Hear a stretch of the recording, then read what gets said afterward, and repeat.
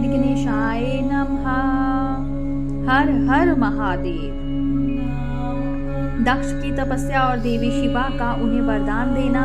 नारद जी ने पूछा, पूज्य पिताजी, दृढ़ता पूर्वक उत्तम फल का, उत्तम व्रत का पालन करने वाले दक्ष ने तपस्या करके देवी से कौन सा वर प्राप्त किया तथा वे देवी किस प्रकार दक्ष की कन्या हुई? ब्रह्मा जी ने कहा, नारद तुम धन्य हो इन सभी मुनियों के साथ। भक्ति पूर्वक इस प्रसंग को सुनो, मेरी आज्ञा पाकर उत्तम बुद्धि वाले महाप्रजापति दक्ष ने क्षीर सागर के उत्तर तट पर स्थित हो देवी जगदम्बिका को पुत्री के रूप में प्राप्त करने की इच्छा तथा उनके प्रत्यक्ष दर्शन की कामना के लिए उन्हें हृदय मंदिर में विराजमान करके तपस्या प्रारंभ की। दक्ष ने मन को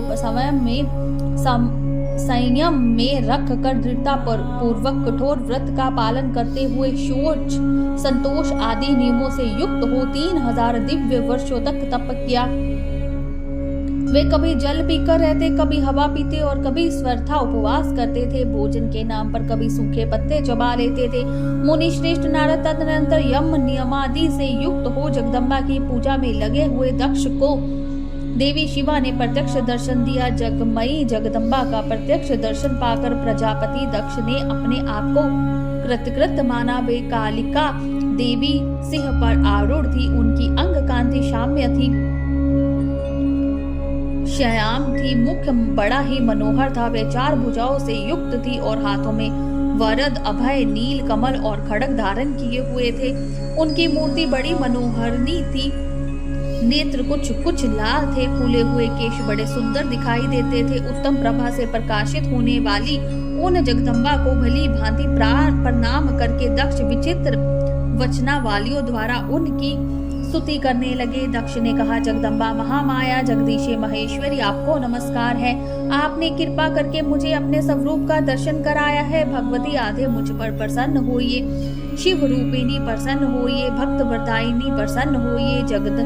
जगमन्नाए, आपको मेरा नमस्कार है। ब्रह्मा जी कहते हैं, मुने संचित रखने वाले दक्ष ने इस प्रकार स्तुति करने पर महेश्वरी शिवा ने स्वयं ही उनके अभिप्राय को जान लिया तो भी दक्ष से इस प्रकार कहा, दक्ष तुम्हारी इस उत्तम भक्ति से मैं बहुत संतुष्ट हूँ। तुम अपना मनवांछित फल मांगो, तुम्हारे लिए मुझे कुछ भी अदेह नहीं है। जगदम्बा की ये बात सुनकर प्रजापति दक्ष बहुत प्रसन्न हुए और उन शिवा को बारंबार प्रणाम करते हुए बोले। दक्ष ने कहा, जगदम्ब महामाये, यदि आप मुझे वर देने के लिए उद्यत हैं तो मेरी बात सुनिए और प्रसन्नता पूर्वक मेरी इच्छा पूर्ण कीजिए।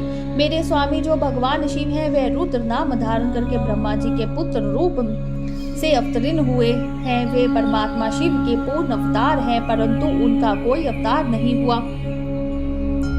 फिर उनकी पत्नी कौन होगी? अतः शिवे आप भूतल पर अवतीर्ण होकर उन महेश्वर को अपने रूप लावण्य से मोहित कीजिए। देवी आपके सिवा दूसरी कोई स्त्री रुद्रदेव को कभी मोहित नहीं कर सकती, इसलिए आप मेरी पुत्री होकर इस समय महादेव जी की पत्नी होइए। इस प्रकार सुंदर लीला करके आप हर मोहिनी भगवान शिव को मोहित करने वाली बनिए। देवी, यही मेरे लिए वर है। यह केवल मेरे ही स्वार्थ की बात हो ऐसा नहीं सोचना चाहिए। इसमें मेरे ही साथ संपूर्ण जगत का भी हित है। ब्रह्मा विष्णु और शिव में से ब्रह्मा जी की प्रेरणा से मैं यहाँ आया हूँ। प्रजापति दक्ष का यह वचन सुनकर जगदम्बा शिवा हंस पड़ी और मन ही मन भगवान शिव का स्मरण करके यूं बोली। देवी ने कहा, तात प्रजापति दक्ष, मेरी उत्तम बात सुनो।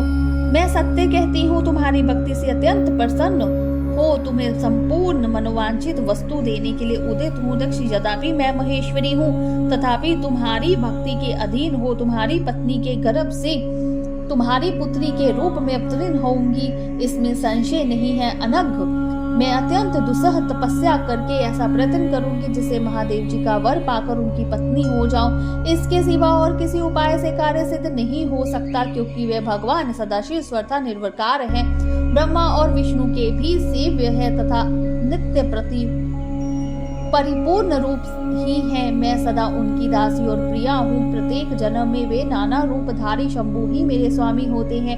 भगवान सदाशिव अपने दिए हुए वर के प्रभाव से ब्रह्मा जी की प्रकृति से रुद्र रूप से अवतरित हुए हैं। मैं भी उनके वर से उनकी आज्ञा के अनुसार यहाँ अवतार लूंगी। तात अब तुम अपने घर को जाओ। इस कार्य में जो मेरी दूती अथवा सहायक होगी उसे मैंने जान लिया है। अब शीघ्र ही मैं तुम्हारी पुत्री होकर महादेव जी की पत्नी बनूंगी। दक्ष से यह उत्तम वचन कहकर मन ही मन शिव की आज्ञा प्राप्त करके देवी शिवा ने शिव के चरण बंदरों का चिंतन करते हुए फिर कहा, प्रजापति परंतु मेरा एक प्रण है, उसे तुम्हें सदा मन में रखना चाहिए। मैं उस प्रण को सुना देती हूँ, तुम उसे सत्य समझो, मिथ्या ना मानो। यदि कभी तुम्हारे प्रति तुम्हारा आदर घट जाएगा तब उसी समय मैं अपने शरीर को त्याग दूंगी, अपने स्वरूप में ही लीन हो जाऊंगी अथवा दूसरा शरीर धारण कर लूंगी। मेरा यह कथन सत्य है प्रजापति। प्रत्येक सर्ग या कल्प के लिए तुम्हें यह वर दे दिया है। मैं तुम्हारी पुत्री होकर भगवान शिव की पत्नी होंगी। मुख्य प्रजापति दक्ष से यह कहकर महेश्वरी शिवा उनके देखते देखते वहीं अंतर्ध्यान हो गई। दुर्गा जी के अंतर्ध्यान होने पर दक्ष भी अपने आश्रम को लौट गए और यह सोचकर प्रसन्न रहने लगे कि देवी शिवा मेरी पुत्री होने वाली है। बोलिए शंकर भगवान की जय, उमापति महादेव की जय। हर हर महादेव।